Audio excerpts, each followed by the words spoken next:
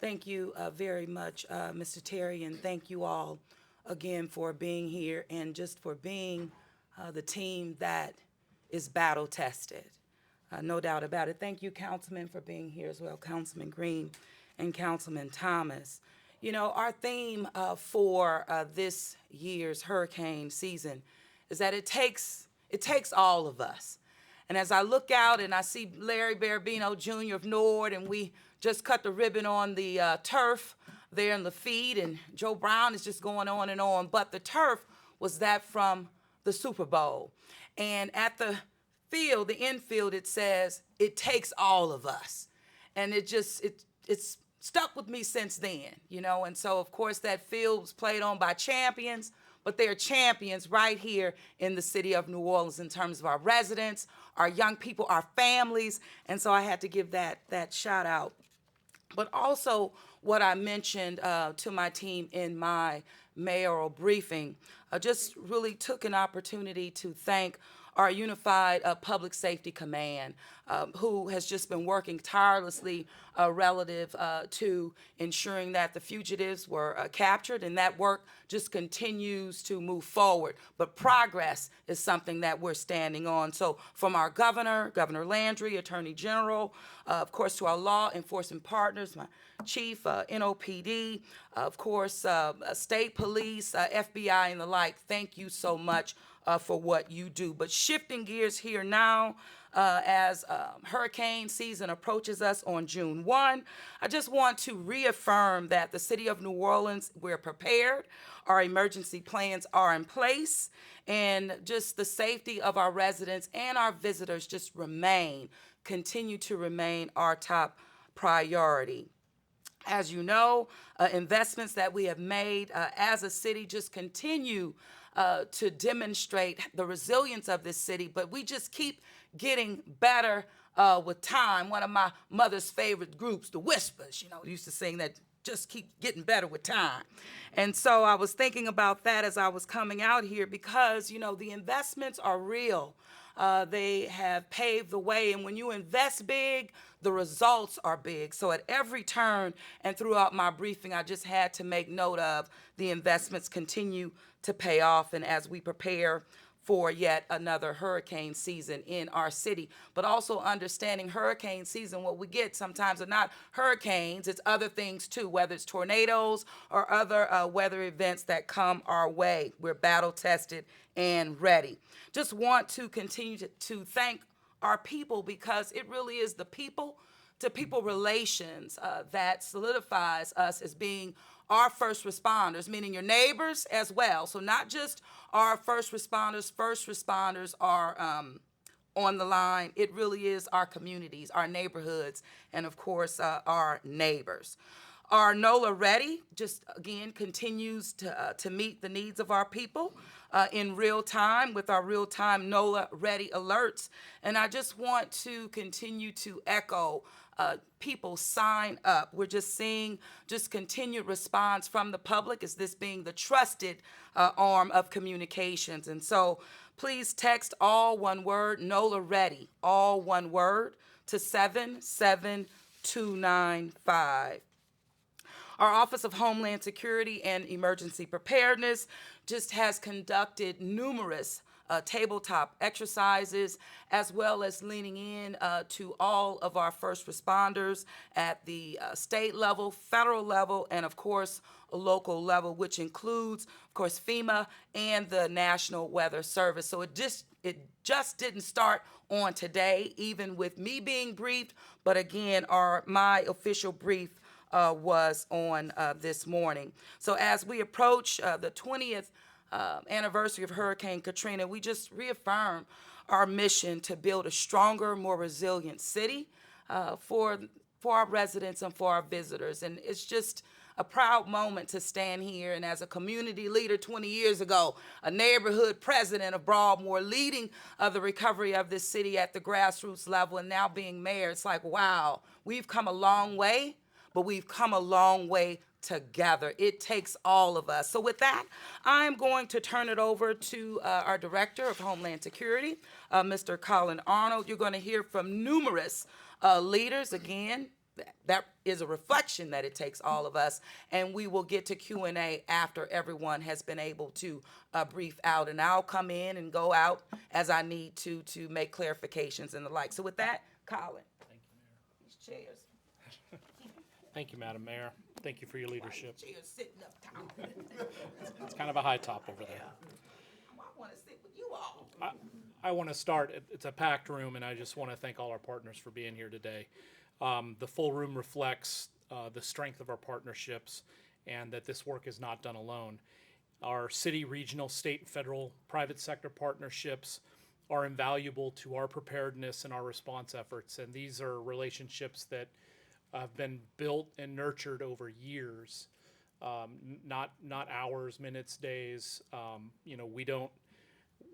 We don't go with meeting somebody at the time of a disaster. It just can't work that way. And so for all of our partners to be here today to brief the mayor on this, this year, this season, the 20th anniversary of Katrina, it's not lost on me that the lessons that we learned from Katrina have shaped how we prepare, respond, and recover. And it's the heart of everything that we do to this day, 20 years later, is how we prepare for hurricanes. And I know that there's been a lot out there about changes and about readiness. I'm here to tell you that from our local level to our state partners, the National Guard, the Governor's Office of Homeland Security and Emergency Preparedness, all the way up to FEMA, to Region 6, nothing has changed. We're still talking to the same people. We're still making the same preparations. And so it's now the public's turn to do the same. So NOAA is forecasting that there's going to be possibly 13 to 19 named storms this season. It's again an above average season. 6 to 10 of these could become hurricanes, and 3 to 5 major hurricanes, which would be Category 3 or above. We know that it only takes one storm to have significant impacts on our city.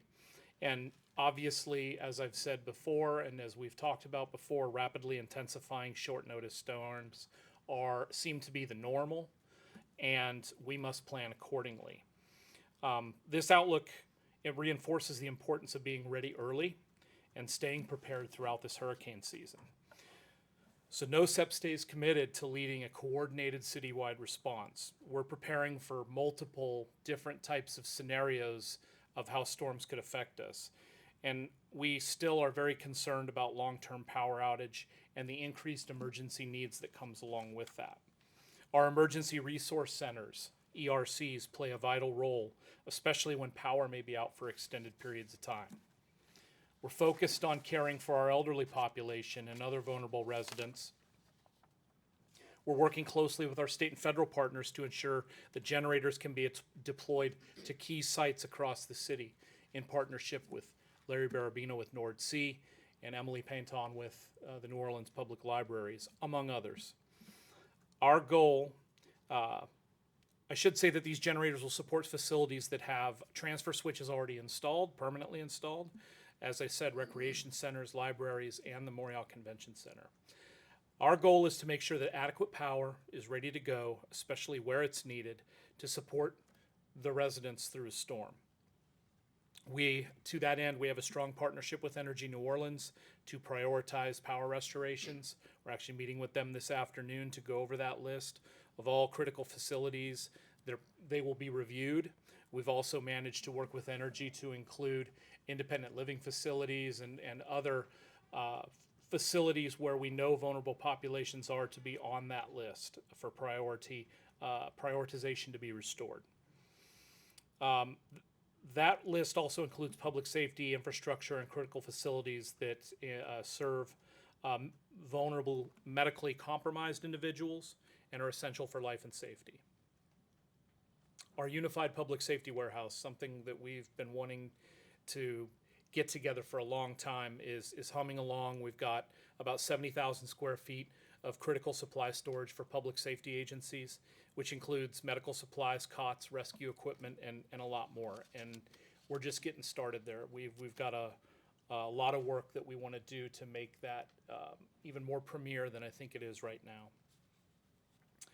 Again, as the mayor said, and I'll echo it, please register for emergency alerts. Visit us at ready.nola.gov.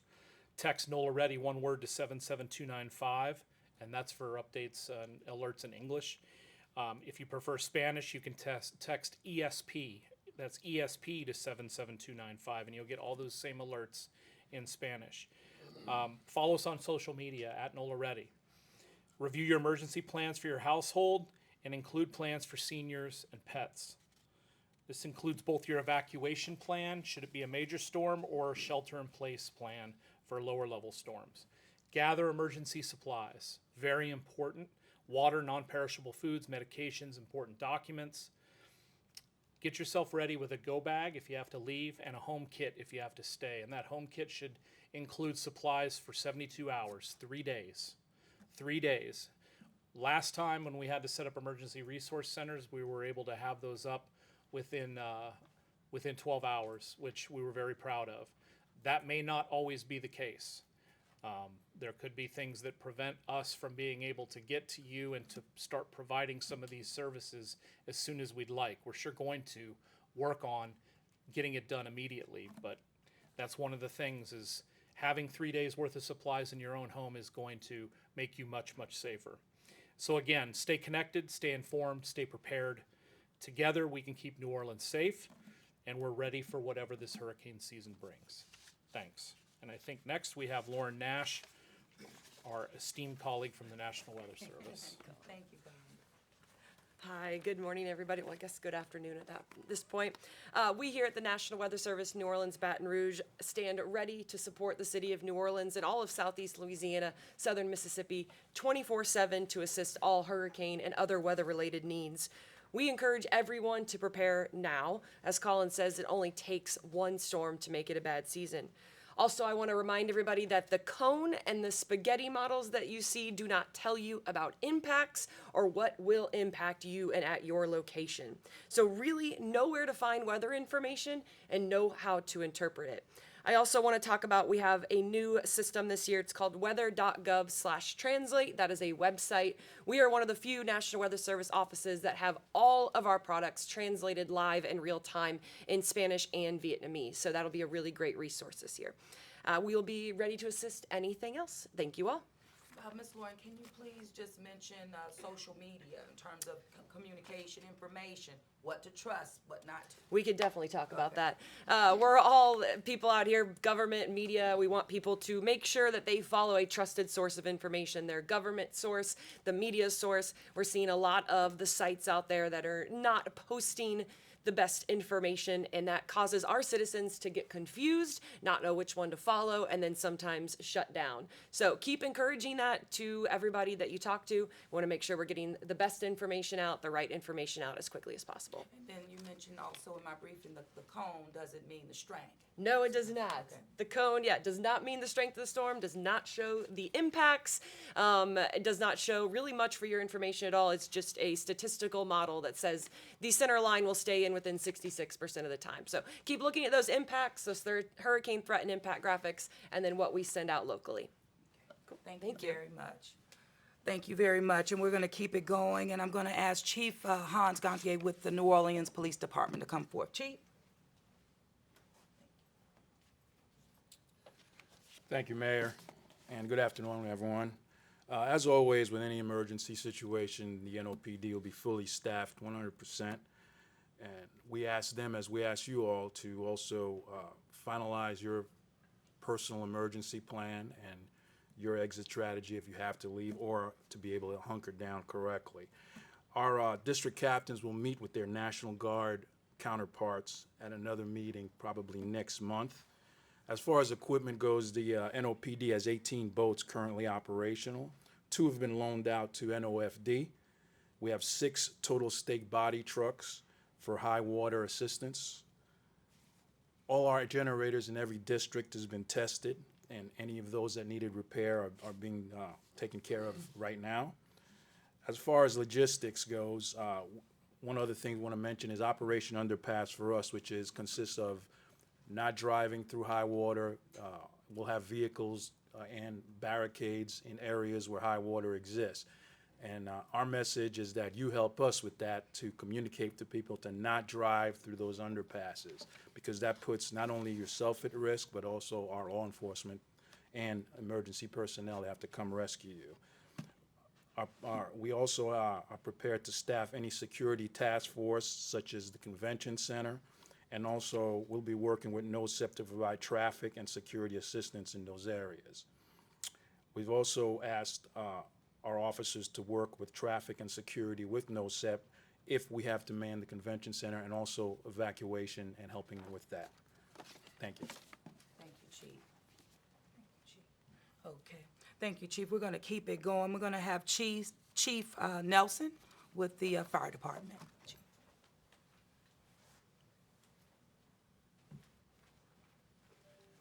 Thank you, Madam Mayor, and good afternoon. Now is the time to get a plan. Now is the time to get prepared. That's what we talked about today during our hurricane briefing with the mayor, and that's really what we want to share with the community, that we're all prepared and ready for hurricane season. All NOFD personnel have been trained and attended training on our hurricane guidelines for 2025. All of our personnel have completed updating their personal evacuation plans. And this is key. You know, the mayor talked earlier about the community, our teams, our families, and ourselves, taking care of all of those. Well, in order for our first responders to take care of the community, they have to know that their families are safe, and that's what that personal evacuation plan is about. All of our firefighters and staff have to have a plan for where their family is going to go, how they're going to handle low-level storms as well as high-level storms if they have to evacuate. We urge everyone in the public to do the same thing. Have that plan so that all of your family members know where everyone is going to be, what the plan is if we have to evacuate during a high-level storm. That way everyone can have that comfort level that despite if phones get disconnected, if you lose power, you know where everyone is going to be and how you can contact them and reach them. The NOFD stands ready to support a city-assisted evacuation if needed. Let's hope it's not, but our incident management team is ready to work with NOSEP if that is needed. Our special operations team currently has 23 flatboats and 4 inflatable boats ready for the upcoming storm season. As always, the NOFD will support and partner with NOSEP for staffing of logistics, operations, and planning if it's needed for any storms. Our facilities are ready, our generators are ready. You know, during Hurricane Ida and some other storms, those fire stations and other city facilities with generators became community beacons, the NORD facilities as well. So we want to make sure that all those generators are functioning and they've all been serviced and confirmed that they're ready to go as of today. The NOFD is ready. If you are not ready, we urge you to get your plan together now and get ready so that we can all have a safe hurricane season. Thank you. Thank you, Chief. Thank you, Chief. And as Chief mentioned about your individualized evacuation or emergency plans for your families, you know, include your young people, include the children, you know, in making those plans, understanding those plans. Let me tell you, they are resilient. They will not forget. You know that better than I. But please engage them in the planning efforts. So with that, I'm going to ask Dr. Moreno, EMS, to come forward. Thank you, Madam Mayor, and good afternoon. New Orleans EMS remains ready and prepared year-round for disasters, and so we've spent the last year making sure that we're ready for this hurricane season. I'd like to echo what my colleagues have said previously. The time is really to prepare now. It's really important, especially since we're seeing these shorter timelines for storms. From a medical perspective, it's important to have a medical plan to make sure that you can get the care that you need during a storm, especially for our patients on dialysis or those with complex medical needs. You want to have a medical kit that includes 2 to 3 weeks worth of medicine and any medical devices that you may need. That includes oxygen, nebulizer treatments, anything like that. You want to share your plan with your friends and family and know what their plans are as well. It's really important that we take care of our friends and neighbors and our family members. We're all in this together. Stay informed, like the mayor and chief said. It's really important that we stay informed with NOLA Ready, our local news outlets. Make sure that you're following trusted sources. And just as always, our goal is to make sure that our communities are safe and healthy. So reach out if you need help. If you are a person who needs medical evacuation or help, if you're mobility impaired, be sure to call 311 so that we can make those plans for you ahead of time. This is extremely important. Don't wait until the last minute. We have a list of those people who need help evacuating, or in those medically complex patients. So please make sure that you get on that list by calling 311. Thank you so much for the partnerships, the amazing partnerships that we have with the police and Homeland Security and fire departments. We're all in this together, and have a safe hurricane season. Thank you. Thank you, Dr. Meg. Thank you very much. And we're going to keep it going, and I'm going to ask Teresa Thompson of OPCD to come forward. This is our 911 311. And she also serves us in an even higher capacity. You can share that too, Nina, representing the state at that level. Come over here. Thank you. Yes, ma'am. Thank you, Madam Mayor. Good afternoon, everyone. Just as you heard from the rest of our public safety partners, OPCD is prepared for 2025 hurricane season. We will be there to staff to take your calls for 24/7. In the event responses stop, we're there to take your call, and we will ensure a responder is sent out when it's safe to do so. OPCD will be upstaffed to provide additional staff to ensure emergency calls are answered as quickly as possible. However, if you receive a greeting that says stay on the line, do not hang up, you will remain in queue. If you hang up, it'll put you at the back of the line and your wait time will be longer. If you make an accidental call to 911, stay on the line until you speak with the call taker. If you hang up, a call taker will call you back, which will tie up a resource for other people calling for 911. Our cloud-native Carbine 911 telephony system will automatically send you a text message. The text message is going to allow the call taker to receive your location in real time and video and audio in the event you're unable to speak. Finally, please remember that the 911 personnel, they're your friends, your family members, and your community members to ensure, No, you're going to share with them your who are working long hours away from their family to ensure that your public safety needs are met. Okay. She did great. She did great. Well, she also leads Nina at the state level, and of course, she is our own here locally, so we appreciate your leadership, and you did a great job. That's it. I'm proud of you. So we're going to keep it going, okay, and I'm going to ask my deputy SAIL, Mr. Joe Threat, to come forward. Coach. Oh, thank you, Madam Mayor. Thanks, everyone, for being here. As you know, the infrastructure group stands ready to support. My group includes public works, sanitation, capital projects, property management, parks and parkways, officer resilience, project delivery, and the Office of Strategic Engagement. Hey, we're all in this together. I'm fortunate to have worked with a professional group of people since 2018. We know how to respond to major events, and we've done that in professional fashion. Also, my state partners, Department of Transportation, GOSEP, and FEMA. I ask the public to continue to use 311 to report any problems as it relates to infrastructure during any event, and also use 52 Water, just giving a shout out to my friends at Sewer and Water Board, to report any drainage or water issues. I ask my vendors and contractors working for the city to remove any construction debris away from the storm system and the right-of-way. I will be moving my staff, and I'll be out in the streets this next few weeks to inspect the city itself as far as debris and other issues with the right-of-way. I need the private vendors and our construction companies. If you've got a permit to do work, hopefully your work is starting to finish up, because I've ridden the city in the last few weeks, and there's been some construction sites out there, both private and contractors. It's been going on for quite some time.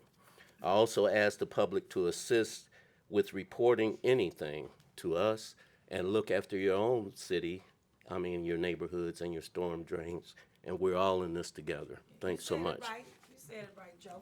Your own city. All right, and we're going to keep it going. I'm going to ask our interim executive director of the Sewage and Water Board, Mr. Ron Spooner, to come forward. And welcome back. Yeah. Thank you, Madam Mayor, and also Councilman Thomas and Green. Sewage and Water Board is ready.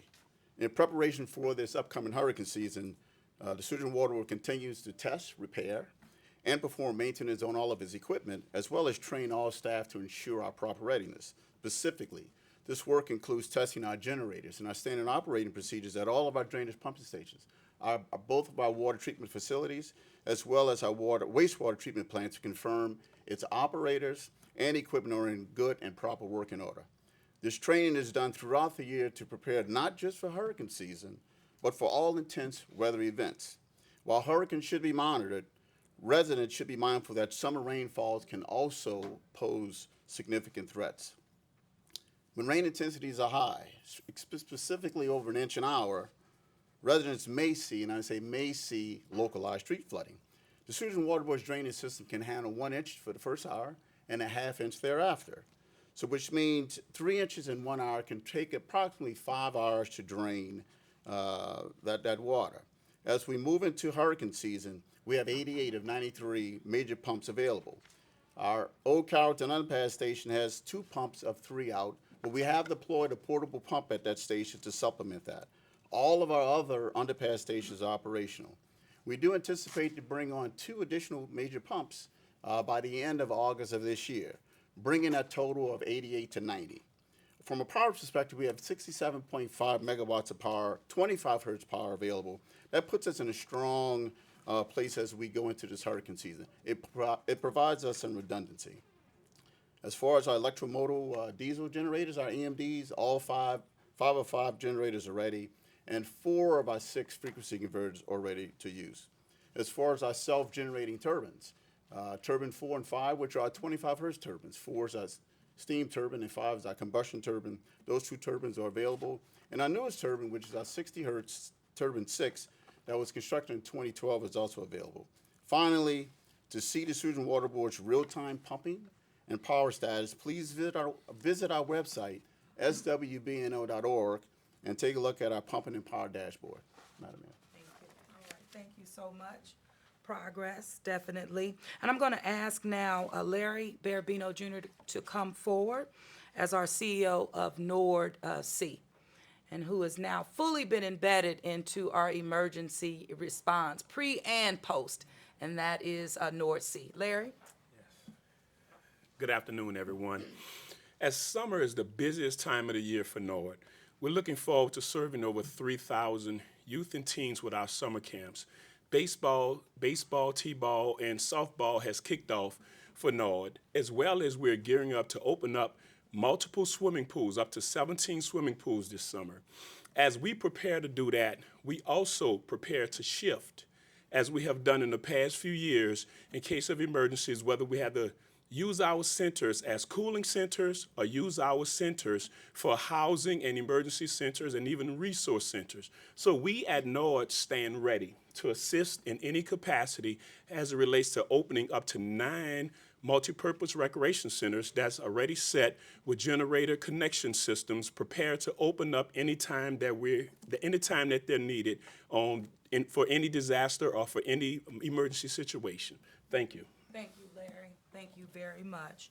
And I'm going to ask Craig Toomey, the Senior Director of Emergency Management for RTA. Thank you.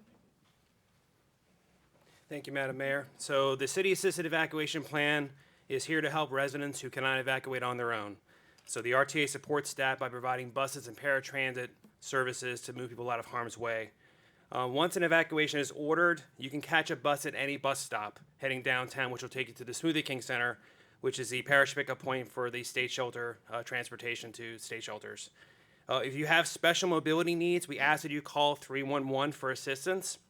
If you have a pet that's larger than 20 pounds and you need to evacuate, we ask you to also call 311 for assistance as well. All transit will be free during the declared emergency. RTA will start to reduce service at 30 hours prior to tropical force winds and completely shut down service 18 hours prior to tropical force winds in order to protect our personnel and our infrastructure. After the storm, the RTA will assess damage to our transit system, will prioritize repairing and restoring our most critical routes, and also provide emergency transportation to city emergency resource centers as they open up. We'll also assist with returning evacuees to their neighborhoods once the city is declared safe to return. If you want to receive updates on the transit or status of transit, you can go to our website, go to the La Paz app. You can monitor our service alerts, and also we'll be feeding updates through NOLA Ready as well. So you get the NOLA Ready text, you'll get updates on transit service as well. Thank you. Toomey, can you just reiterate the fact that this is a change here, meaning any stop going downtown is available to our residents and our visitors? Correct. So we changed the plan 2 years ago. We had 17 legacy evacuee spots. We went ahead and mapped those spots over our transit system, which we redesigned for New Links for equity a couple years ago, and we found that a lot of those spots were close to stops already. So we shifted from instead of having dedicated buses going to the 17 legacy evacuee spots, we're using our entire transit system for the evacuation, and we're doing detours going to the Smoothie King Center. Thank you very much. You've just been a strong partner, growth there. Now, I'm going to ask, talking about a strong partner, that does come with our Louisiana National Guard. And I'm going to ask Colonel St. Romain, please come forward. Thank you so much. Thank you, Madam Mayor. We really do appreciate the collaboration and partnership for many, many years. So today was just really another venue for Louisiana National Guard to understand capabilities and collaborate with multiple partners. This is just another way for us to assure those partners that our mission, it really does remain the same. That's to save lives, to mitigate suffering, protect property, and assist in a rapid transition to normal life.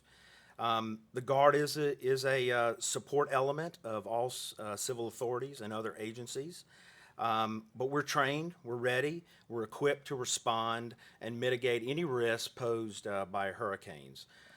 We do have military assets that we've postured throughout the state, and we'll continue to reassess that posture, and we're prepared to conduct response operations. Bottom line, our training, it does prepare us for hurricanes. So thank you so much. Thank you so much, Colonel. Thank you very much. And now I'm going to ask our commander of our U.S. Coast Guard to come forward. It's Worstner? Worster. Okay, yeah, I like to get it straight. You can get me straight anytime. Good afternoon. The Coast Guard recently completed its annual hurricane exercises and stands ready to work with our federal, state, local partners and those in the maritime community as we prepare for this year's hurricane season. We have a very close relationship with the City of New Orleans and their team of emergency management staff, and we stand ready to respond with them during any events that may come up during this season. The public safety is the Coast Guard's top priority. We urge everyone, especially the maritime community, to stay informed, heed all warnings, and take steps now to prepare for hurricane season.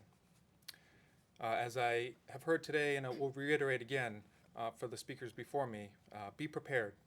Hurricanes can be deadly, and rescue operations may be limited during severe weather.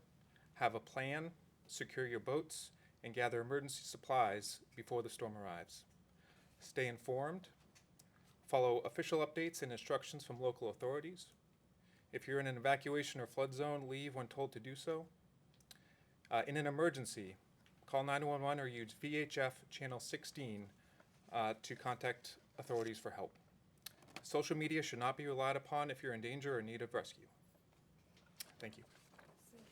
Thank you very much. Appreciate that. And we're going to keep it going. Of course, again, this is about partnerships and the Flood Authority East. And we have Ryan Foster. Thank you, Ryan. Good afternoon, Ryan Foster, Director of Engineering, Flood Protection Authority East. I want to get with everyone here and just to let everyone know that we are prepared for hurricane season. The Flood Protection Authority East operates and maintains the Hurricane and Storm Damage Risk Reduction System that was built by the Army Corps of Engineers on the east bank of the Mississippi River Our jurisdiction is East Jefferson, Orleans, and St. Bernard parishes. The system consists of 192 miles of levees, 246 floodgates, 3 pumping stations, 8 marine navigation structures, and a 1.8-mile-long surge barrier.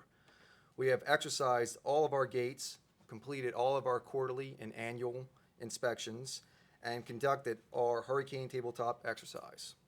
We are ready and confident that the system will perform as designed, as it has been for the last few hurricane seasons and last notable storms, Hurricane Ida, Hurricane Zeta, and Hurricane Barry. I want to thank the hundreds of men and women who work tirelessly to maintain and operate our system on a daily basis. It's those people who make the system work. Every hurricane is different. I urge people not to be comfortable and make decisions based on their experiences off of past hurricanes. I urge them to listen to their state, local, parish, and city officials. Please do your part, as everyone has said before me, to get your plans for evacuations if need be, get your plans for non-perishable supplies that are needed, and take care of your neighbors. This is the time to get ready for hurricane season. Please don't wait. Thank you. Thank you so much. All right, we're going to keep it going now. The Acting Chief of the Army Corps of Engineers, Brad, where are you? Well, there you go, man. Good afternoon. The U.S. Army Corps of Engineers New Orleans District is proud to stand with our partners, local, state, and federal. As you heard, the Hurricane Storm Damage Risk Reduction System is in great shape and is ready to perform to reduce the risk from storm events. The Corps of Engineers New Orleans District has a motto for safety called "Everyone Goes Home Safe" for all of our personnel, and we extend that to the citizens of New Orleans. We want to see that everyone goes home safe. We have about 250 personnel that have direct response responsibilities during and after storm events, so we're ready to respond. We coordinate with our local and state partners, and for our permanent canal closures and pumps project, 16 of the 17 pumps have been water tested. The final pump, London Avenue Pump Number 1, is to be water tested this week. As such, we will be ready for hurricane season. Thank you. Brad, you want to touch on the High River? Yes, ma'am. So as you're aware, we are still in phase 1 of our flood fight. That's because the Carrollton gauge is above 11 feet. We're going to remain in phase 1 flood fight for the next couple weeks. That is inspections two times a week. And as such, we have inspected every inch of our system, and it is in great shape. Thank you. Thank you for that. Thank you for that.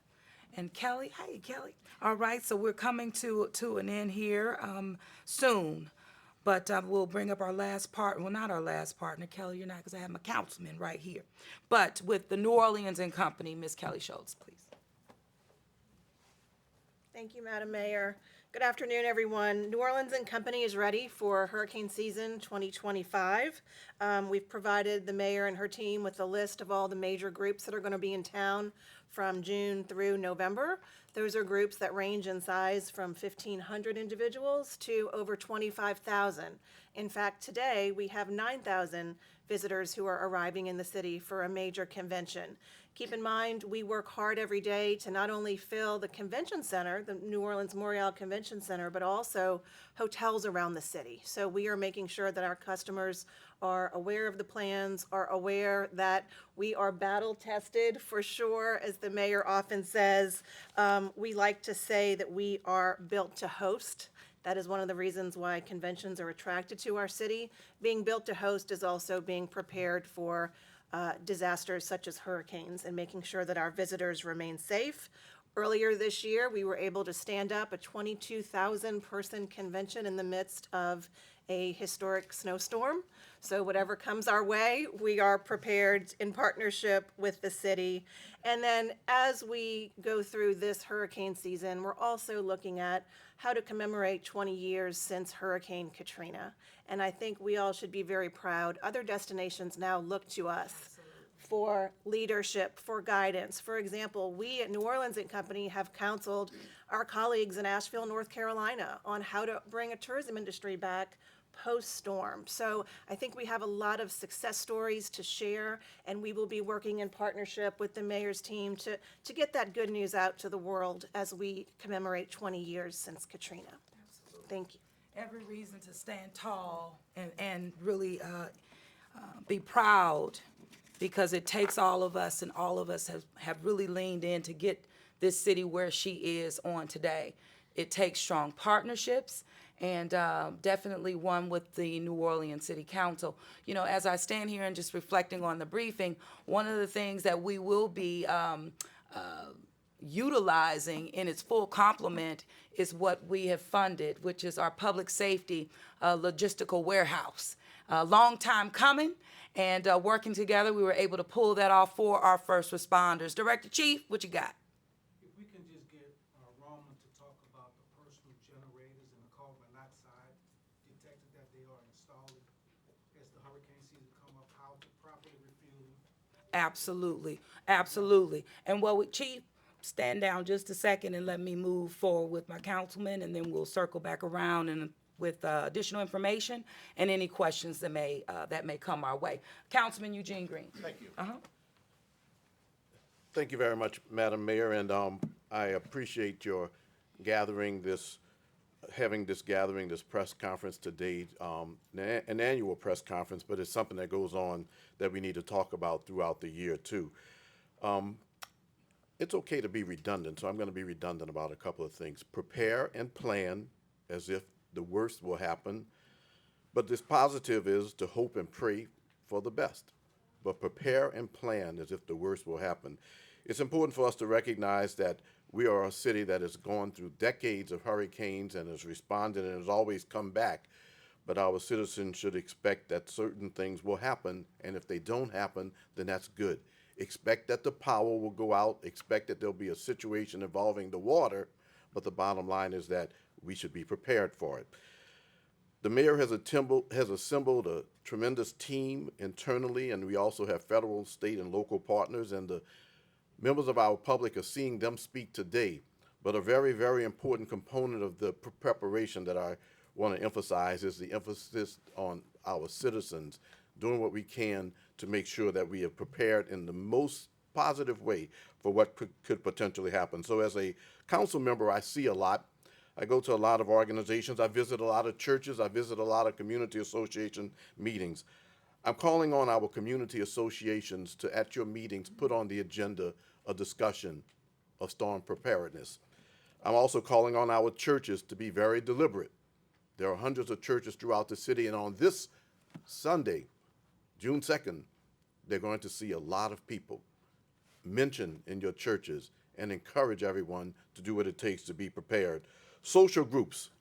I participate in meetings involving social groups. There are social groups who have very motivated members, and they reach out to thousands. Yesterday, for example, the Zulu Social Aid and Pleasure Club, a strong organization in our city, over the weekend had a couple of activities. Let's be very deliberate about our social groups. To our social groups, I say, be very deliberate about reaching out to your members and asking them to share this information. We can't say enough about being prepared in terms of texting NOLA ready to 77295. That's how you're going to get the announcements relative to the concerns that exist in advance and as the incident is happening. 77295 will tell you about our community lighthouses, the NORD facilities that'll be open, and other resources. I know it's been said a lot, but I can't emphasize how important it is to be connected to 77295 and NOLA ready. But one thing that has been emphasized that I want to reemphasize is that we're all in this together. And we're a strong city. We have love for each other. We have love for those who aren't even sometimes in our family, who are our neighbors. Let's be very deliberate during this time period about reaching out to those who we want to make sure are safe. We know someone in our community who's elderly. We know someone in our community who might be disabled. We know someone in our community who may not have the access to the information that we have, maybe not access to this press conference. We are taping this press conference. My office is taping this press conference to share it in its entirety with the members of my district and also our city. But I just want us to be very deliberate about emphasizing our ability to help others by reaching out to them and to let them know that the resources are available to assist them. So, Madam Mayor, I appreciate the opportunity to participate in today's press conference. I even learned a little bit more myself on one particular issue by being here today. But I'm looking forward to working with you to continue to do those things that enhance public safety and make our citizens and our city safer. Thank you. What'd you learn? What'd you learn, Councilman? Councilman Thomas? First of all, thank you, Madam Mayor, and thank you all of the teams that are gathered here today. As I was sitting there listening to this press conference about hurricane and ultimately emergency preparation, you know, I usually don't write down. I have so much information in my head and history that I usually don't have to write it, but I thought on its 20th anniversary, I thought it would be important to remind folk of some of the things that hopefully we won't deal with a major weather event, but in case we do, if I can drift down memory lane for 20 years ago, one of the biggest problems was communication and coordination. Essential personnel, 2 days before the storm, couldn't really speak to each other. It was hard to gather, Mayor, if you've gathered this assembly. In the emergency preparation office, a lot of people couldn't be notified because their communications devices didn't work. Of course, protecting our most vulnerable citizens is important, but also the relationship with federal partners and the roles that they play. And I see our Coast Guard and National Army here. I will tell you that based on my time here with Katrina, there was only one agency that was equipped emotionally, mentally, and with equipment to deal with the disaster at that level, and that was the 82nd Airborne, and many of the men and women who wear our uniform. In some cases, it was ludicrous for folk to expect a local fire department and police department to be able to handle, at that time, America's most tragic disaster. Another thing that was the staging of vehicles. 20 years ago, we learned after the fact that many buses and transportation vehicles were not moved. They were not moved to higher ground or strategically placed within the region. That's going to be important. And then again, defining the roles. It would be extremely helpful this time, whether a president's doing a flyover or not. Y'all think about that. The federal government would at least have communicated with state and local officials to know who's on first, who has the equipment in case of emergency, so it's not a Laurel and Hardy show. Each agency has different levels of capacity and personnel and preparation. The next thing was protecting of public utilities. Ron, for those of us who were here every day, and breaking news. I'm the only elected official now who was elected during Hurricane Katrina. Yeah. Yeah. Well, the one thing we're all elected to is protecting our people.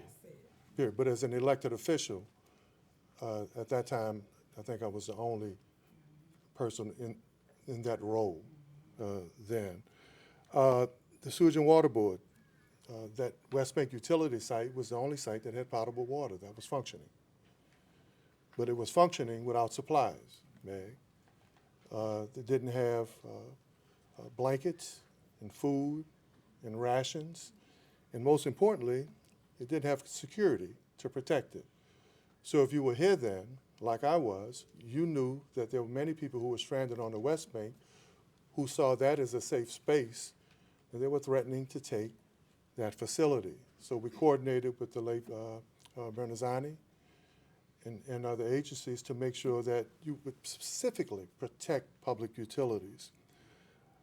Collis Temple, myself, Chuck Bernard, and former Councilman James Gray, who wasn't a councilman then, we coordinated and brought blankets and supplies and cots because the employees there were actually saying, if we can't be comforted here, then maybe we should leave. So it's important that we protect the people who are stranded. And the late Mayor Kip Holden assisted the Water Board in getting diesel fuel.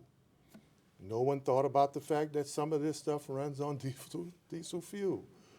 Kip Holden isn't here with us now, but on his 20th anniversary, my thanks go out to him for that. As well as partnering, one of the most interesting things was that partnering with people who come here to rescue us, with people who have local and institutional knowledge. Now, you don't want the streets to be flooded. You don't want the signs to be knocked down. But I can tell you, when we would launch every morning from Willow and Napoleon to go do search and rescue, and not that I won the NFL and NFL Mothers Award for search and rescue, but the most difficult thing about that was that the people who were with us, if they were on boats, I don't need a street sign to tell me which street it is. They were going to many locations with a list of unaccounted people, and they weren't partnered with local people. So we would have to relaunch again. Folk who knew the neighborhood would get on the boats with them and bring them to, like the Johnsons on General Pershing. He had had heart surgery a month before. He was stranded with his 81-year-old wife. Or Ernest Jones on Milan. Or Tony Ledette, Miss Ledette, an autistic family, who, because folk didn't know the street, we had to go back on boats to get them. So just like you want a coordinated response in an effort of a disaster, you also want the release of coordinated information. Thank you, Councilman, very much. And it's always so important to reflect because it really teaches us how far we've come, you know, as a city, as a people. And as he went down the list of where we were, I'm like, check, we have made tremendous progress, and it's something that I know that I'm proud of, but we're a world-class city, and we're teaching right now. So with that, I'm going to ask Chief Nelson to come back up and give information on generators as asked by Director Chief. Okay.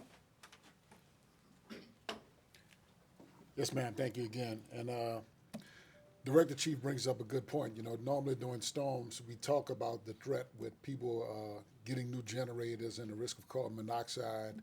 And so while we're talking about planning and preparedness, let me start by saying that if you have a whole home generator, right, make sure it's getting serviced right now. If you have that generator that you bought during Ida or one of those other storms that's been sitting in your garage since then, now's the time to pull it out, right? Change the oil, check it, make sure it's functioning properly. And then most importantly, now is the time to make sure you have a carbon monoxide alarm in your home. You know, the city council recently passed the Healthy Homes Ordinance. And if you have a rental property in the city of New Orleans, it must have a carbon monoxide alarm. You know, the state has the regulations, but the city doubled down with the Healthy Homes Ordinance to make sure that every single property in the city of New Orleans has a working carbon monoxide alarm. So please, now's the time. Check and make sure that you have a carbon monoxide alarm in your home. If you don't, if you have one, check it to make sure that it's working and functioning properly to have that level of safety in your home. Of course, when we talked about those generators, you know, if a storm comes up, we'll talk about it, but making sure you have your gasoline or other fuel safely stored. Of course, we always know that a generator and that risk of carbon monoxide needs to be away from the home and safely positioned.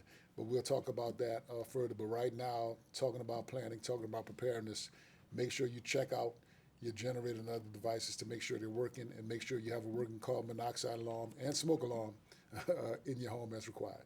Thank you. Absolutely. Thank you, Chief. All right, so with that, we've given you a lot of information, I know, but it's necessary. We thank you for your time. And if there are any questions at this time, Mr. Terry? Yes, ma'am. We've talked a lot about partnerships today, and you all are an important component to what we do. We appreciate it, we know it, and we want you to be a continuing partner because all of you all live here. I know most of you all, you have families here, so what you do, the role that you play in providing information to the public, alerting them, and when our city recovers and comes back, as Kelly says all the time, you are an important component, and we know that and we appreciate it. With that, we will start with ABC 26 and then go to Carly and then Brittany. So obviously we just had a massive power outage, and I know that from what I've spoken with the officials that I've spoken to say that it's very rare. But I guess maybe to just reassure residents, do you see that happening again as we head into hurricane season? Are you guys prepared for that? Have you guys been in contact with utility services? So Entergy New Orleans is embedded in our unified command and response to the needs on the ground relative to the city of New Orleans. I think that there's always potential for power outages. I think also that that's one of the reasons why we have been able to garner significant resources to invest in our grid and long-term sustainability and viability for the city of New Orleans through Entergy New Orleans. I'm not sure if Ms. Nika Scott is still with us with Entergy, had to leave, but what I will say is that, you know, we are prepared for hurricane season. Carly? Hi, Madam Mayor, Carly with Axios. Yes, ma'am. So with the uncertainty of FEMA at the national level, how has that changed the local response efforts and plans? Joe, great question. I would say that we, the city, remains in coordinated fashion with the state of Louisiana as well as FEMA, the federal government, no doubt about that. That just doesn't start with hurricane season. We are in constant partnership with FEMA literally every day as we're doing infrastructure investments and the like. The city of New Orleans and really the state of Louisiana, I would say, is uniquely positioned relative to our partnerships with FEMA federal government. The state of Louisiana is embedded even in the committee or council that our president has convened or created to look at and to review FEMA operations. So I am very proud, I would say, of having that front seat with the state being involved. And in addition to that, as I serve as mayor, I know that my colleague, Jane Castor, who is representing all mayors, the U.S. Conference of Mayors, again, in that same council. So we're at every turn, I would say, embedded. Anything you want to add to that, Colin? No, ma'am. Okay. The one question about FEMA, that's a really heavy question today. Because I remember 20 years ago negotiating with Czar Powell, where they wanted to start at 60 cents on the dollar for stuff that would not be repaired or rebuilt potentially 20 years later.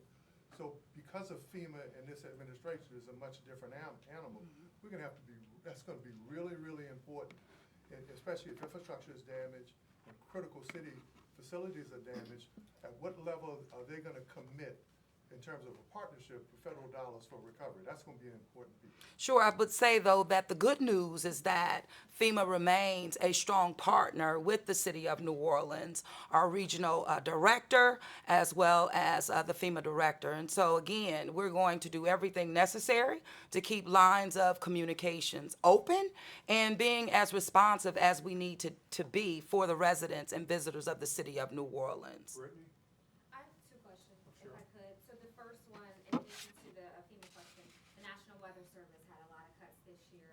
How has that played a part, or is it playing a part in terms of how you all plan to respond for hurricane season? Is it hindering us at all because of those cuts and the response that'll get out to the people? Well, one of the things that I am very confident and have been reassured having our own director right here, not only in my briefing today, but always in constant communication with our Office of Homeland Security. Absolutely, capacity has been an issue, not just with the National Weather Service, I would say with just public safety across the board. So this is not our first rodeo in regards to a reduced or reduction in capacity, but what has been reassured to leadership is that we will continue to get communication, facts in real time. And that's what I am very proud of. Anything you want to add to that, Ms. Lauren?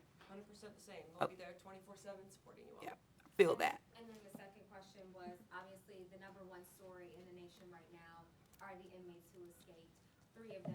captured within the last 24 hours.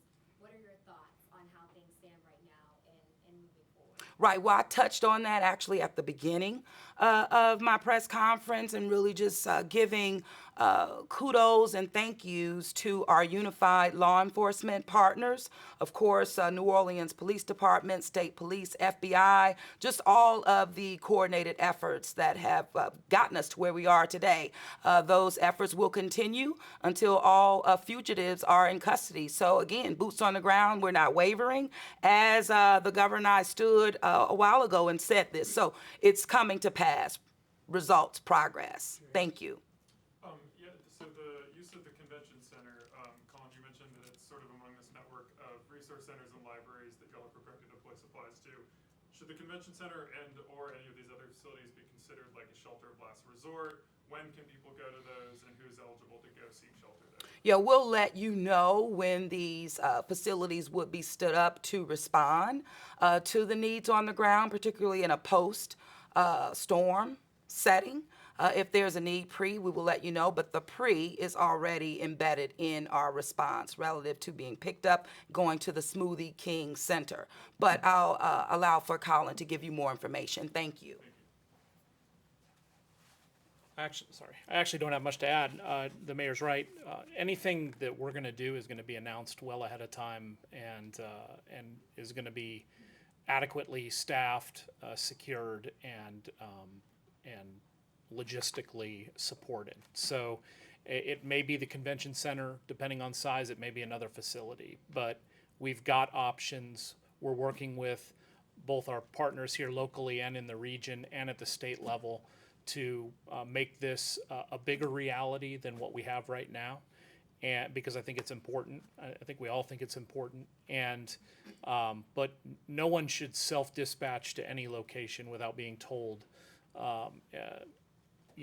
without it being announced by the media that and through the media that we've opened this up for a major hurricane.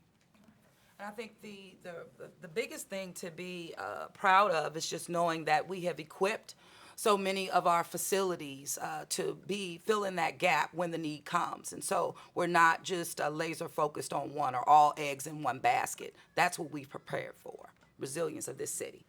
Mr. Terry? Yeah, just one follow. Mayor, you mentioned earlier sort of like the lessons that you drew from Katrina earlier in your career. Can you talk a little bit more about like any reflections you've had leading to the anniversary of how that event and your work after the storm has guided you in politics? Well, really, it's just about how your neighbors, right? It really is about people to people. Your neighbors, you are your first responders, and then you lean on additional capacity relative to what we have experienced here on today, but actually what we've experienced over the past 7 years with being very able to respond to the needs on the ground through any crisis that comes our way. Hurricane season is a part of that. I would say in addition to that are the assets or the investments that the city has been able to make across the board. Councilman Thomas mentioned some of these in terms of communications, having not only improved our information is on the cloud, in terms of our technology. We even have a cyber command center that stood up now during hurricanes. But the ability to communicate internally as well as externally, that is huge. And having a trusted source, the community trust in terms of NOLA Ready, again, huge. As it relates to our assets, our resources, our equipment, I mean, we are ready. And whether we talked about NORD, and also the New Orleans Public Libraries are now embedded in our response in terms of being prepared and how we respond to the needs that are on the ground. So I can go on and on and on, especially from that grassroots level and now being mayor, but I'm very proud of the city of New Orleans and all of our employees and all of our partners, and most importantly, our residents. They've demonstrated their resilience. The world sees that. Well, we've demonstrated how we've evolved over the past 20 years, and quite frankly, we're empowered for the next 20. Thank you. Meg, thank you for being here doing Katrina 20 years ago and all that you did. I was here in 1872. Yes, you were. I wanted to thank you for that. But Meg Ferris. A couple of questions. No, thank you for that, Mr. Terry, because I had to say the same thing. But go ahead, Meg, I'm not cutting you off. I know it. Madam Mayor, first of all, just to follow up on the know in these last few days how they decided what neighborhoods were gonna be out and what neighborhoods were gonna stay on so they could conserve the energy that they didn't plan for? Now, I know that there's a plan of action relative to that process. Unfortunately, Entergy is not here to walk you through that, but in terms of a follow-up, we will absolutely make sure that you have the information that you need. The biggest is constant communication with with Entergy and the City of New Orleans. And so whether that's with Sewage and Water Board and, of course, Homeland Security, that level of communication is stellar, and coordination. Okay, and then I have a question, I don't know if it'd be for you or for Mr. Arnold. Three things that weren't brought up. Contraflow, is it happening? What's happening with nursing homes? And the big thing is the number one thing that takes out electricity and takes out property and kills people are falling trees.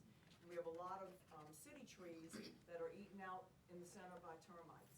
And what do people do if they know that there's a tree that is sickly that needs to be taken care of now before a hurricane comes and blows it down? Okay, so in regards to trees, I would say, first of all, we have been documenting, the City of New Orleans has been documenting our trees throughout the city, particularly oaks as well, in terms of our arborists, and that will continue. Those that we have identified and we've triaged them, we're dealing with them accordingly. So there are results on the ground there. I'll get you more details on that. 311 is always a trusted source to report these types of issues to the city directly, and I will encourage all residents to do just that. Even if you're riding around the city and you see trees that are barricaded off, that's the City of New Orleans, one, signifying that we know, and also it's in queue to a resolve. As it relates to nursing homes, the Department of Health, our health department, continues to work with those nursing homes. Of course, they're not under our authority, but we do have, and in partnership with the New Orleans City Council, an ordinance that holds them accountable. But our interaction, our communication have been in place with nursing homes, as well as assisted living facilities as well. Relative to contraflow, well, you know better than me, that is a coordinated effort, not just locally, of course, state and adjacent states that have to agree and be aligned and in partnership to do that. One of the things that did come out in my briefing this morning by the Louisiana State Police around contraflow. They have a phased approach, phase 1, 2, and 3, and really it's all around hour 72. And what we have experienced over the past 7 years for sure, we don't have 72 hours. So when you think about contraflow, it's not really something that, from my experience, that we will implement only, if it happens, we'll know. But unfortunately, the storms are coming faster, and we don't have an opportunity to rely on contraflow. Thank you, Maggie. All right. It was only a 3-minute notice before MISO started unloading power on the New Orleans grid. And you know what MISO is, right? Okay. Tom, you have the last question for this. Just two questions, Madam Mayor. I'm wondering if you had any notification from MISO before the outage, and whether you're upset about it, because I think the thing for most people is that this happened on a time where everybody was off. We're not in a storm situation, and here the power goes out. I'm wondering if that frustrated you, and whether that makes you question the reliability of our grid, given that we weren't even in a storm situation, that this was wiped out, and many people went without power. And my second question is about rapid intensification. As you mentioned, storms are forming and developing much quicker. How does this complicate the evacuation orders and your logic and your kind of theory into when to pull the trigger on that, because these storms are so rapidly intensifying? Well, it's, you have to make decisions based on the materials or the reference material that you have at that time. And so that's what I will continue to do. Lean on partners, those who I depend on prior to making that call, and I will do so. Absolutely, we know, as I mentioned, storms are faster, they're coming harder, and are unpredictable in some instances as well. And so we will respond as we need to do with the information that we have at that time. Relative to MISO, 3 minutes, 3 minutes, man, 3 minutes. right? Whether or not frustrated by that, always experience some level of frustration when my residents and my visitors are impacted. You know, quality of life, it matters, and any disruption to that, it's a bother, but again, 3 minutes. What I will say to that is the need for grid replacement and investment. We've demonstrated that, and I would say that's one of the reasons why the city of New Orleans, Entergy, New Orleans, Louisiana, as well as the state, has been beneficial a beneficiary of federal dollars for grid replacement, over 50 million and going up to 200 million. So it's the need is there.